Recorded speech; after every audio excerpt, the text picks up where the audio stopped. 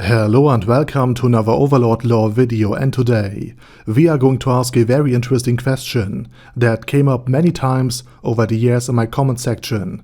Could Ainz Ooal Gown, the Overlord of the Great Tomb of Nezarec, survive in the Warhammer 40k universe? But before we are going to answer this rather delicate question, we are going to take a closer look at my Patreons and thank them for supporting this channel. Furthermore, I say thanks to all users of the YouTube thanks function for making one-time donations. Now with that said, let's dive into today's topic, and we will start with a quick power scale.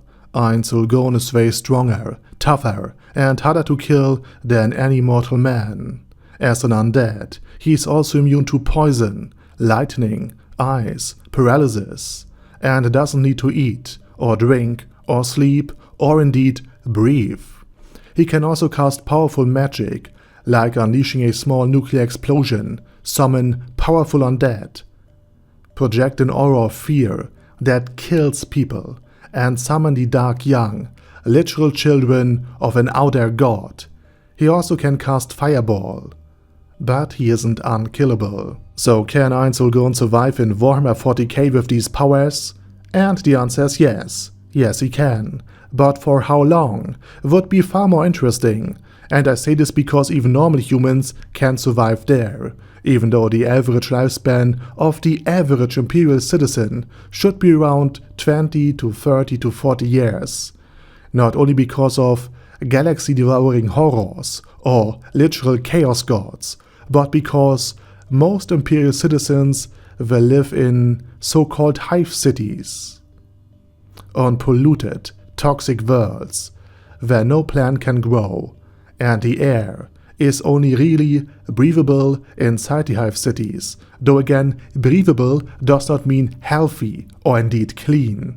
And maybe only the upper atmosphere, where the spires and the habitation areas of the nobles are, is sufficiently clean and safe, at least from the obvious crimes.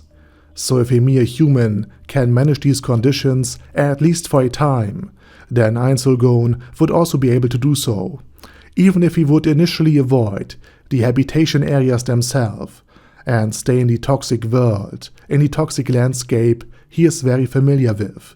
Because in the year 2138, our own biosphere has also collapsed, and again Ainz Ooal Gown is from this age. So even without his emotional inertness, it would not really traumatize him how bad the living conditions are. And Ainz Ooal Gown would be very careful and slowly gather information by turning himself invisible with Perfect Unknowable, one of his spells, and aside from high-ranking psychers, no one should be able to find him. Then he gathers intel in the mid and perhaps the underhive. And he would soon learn that any form of magic, the undead, or even religious unorthodoxies would be dealt with a swift death, dished out in large quantity and quality without any hesitation. Which brings Ainz into a fair bit of trouble, for while most of his undead summons are quite powerful against medieval level warriors, they wouldn't stand a chance against the Lascans and the regular Imperial Guard. And any big tanks could flatten entire armies if deployed in sufficiently large numbers. So Ainz would be very careful not to show his presence, and if he doesn't want to live on this planet anymore, and therefore leave for, let's say, a medieval world, a feudal world, where he could live more peacefully, and with a significant less powerful foe nearby, then Ainz might actually do so. But let's say he wants to stay. Then his strongest asset would not be his superhuman powers, but his still human mind. Well, he is still an undead and he doesn't care about human suffering anymore, but he still has more common sense than the average Imperial. Ainz could use mutually beneficial agreements and some common sense in order to gather a human crowd around him, to form perhaps a local gang that somehow is less violent, more protected, and more generous and, dare I say it, peaceful than many other gangs in the same area. So he could create his own little realm in the middle or the underhive. But here's the thing, Good things don't stay good in Warhammer for long, so sooner or later Ainz would be discovered and purged, especially after the galaxy's hymen was torn apart by the Chaos Gods.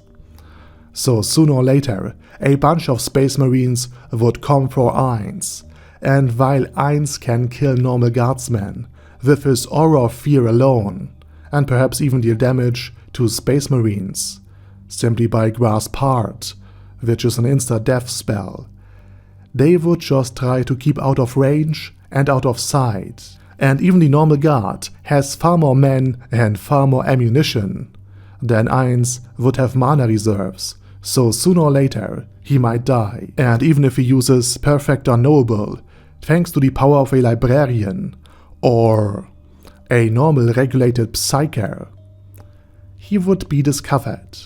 But Ainz Ooal Gown also has the ability to call upon Shub-Niggurath, one of the outer Chaos Gods, and should he successfully disappear for more than just 60 seconds, something that in a hive city should be doable even without hiding all that much, he would then be able to summon the children of an outer god. Worst case scenario, they too would be defeated and then Ainz Ooal Gown dies. And since this is Warhammer, there is no best case scenario, but a significantly worse scenario after the worst case scenario. Because if Ainz Ooal Gown can call out to an outer god, who's to say that the mother of 1,000 young would not take an interest in this galaxy?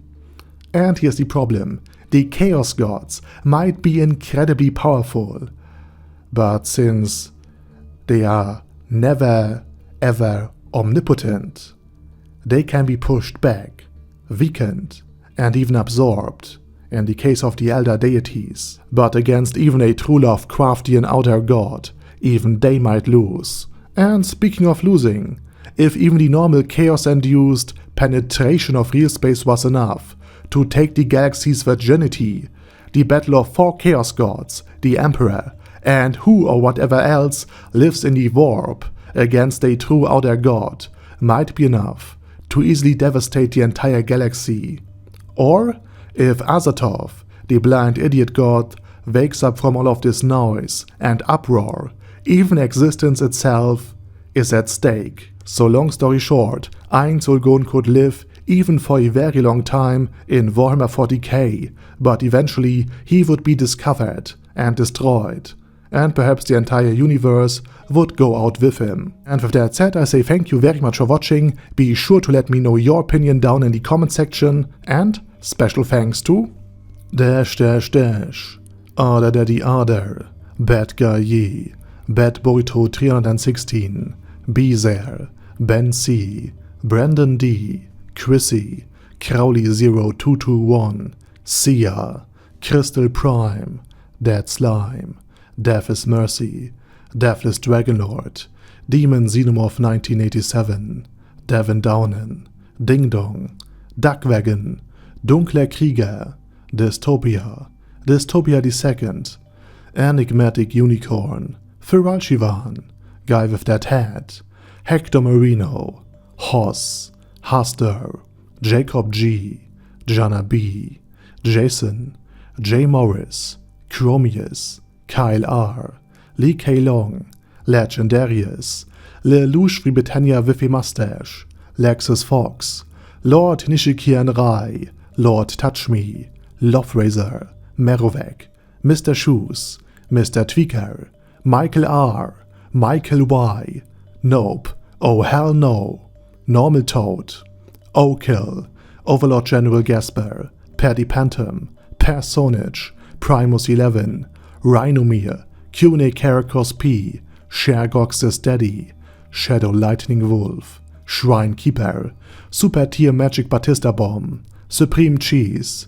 Staris, Ted, Texas Deer, The Orc Warboss, Rak Edsmeshar, T.E. Wang, Vash Hawkeye, Vegito 27, Venture Fanatic, Wilhelm, Xenukai, and Zonegon. Thanks guys.